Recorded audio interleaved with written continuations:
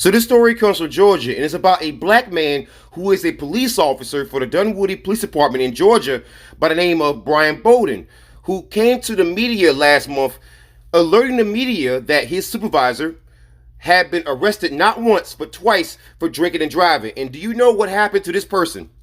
This good officer.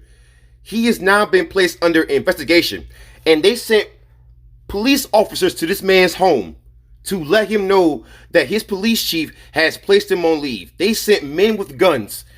Do you think that had nothing to do with intimidation?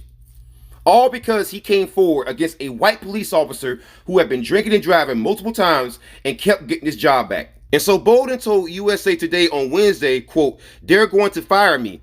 This is what they want to do all along. And to be honest with you, I'm relieved. Every day I was going to work wondering how they were going to get me, and now it's over," end quote.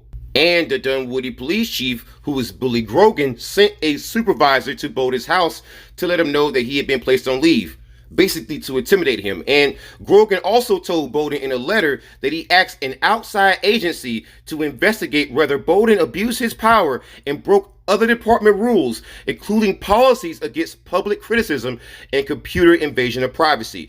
Basically, they're trying to fire this man and find any reason to get rid of him because he came forward about a bad cop. This shows you what happens to good cops. Good cops get fired. Good cops get terminated. Good cops get harassed, and good cops are placed on leave and put under investigation.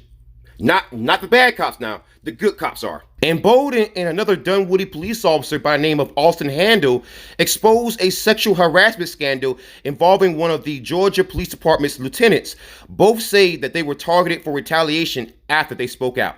And it turns out that Bowden and Handel are not the only police officers who were retaliated against as a result of the USA Today series. Like, for example, an Illinois police officer was ousted from his police union, and a Louisiana state trooper was fired after speaking publicly about the death of a man in police custody. And here is Sergeant Robert Parsons, who is a public information officer and the exact same officer that Brian Bowden was talking about. And this man was allowed to stay on duty despite the fact that he clearly has a drinking problem. And here you have it, another good cop, a black man who is a good cop trying to make a difference. And once again, there are no good cops when bad cops run the show.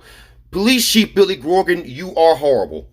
Stop retaliating against this man because he came forward about one of your trash pigs. All right? The man was honest. Leave him alone.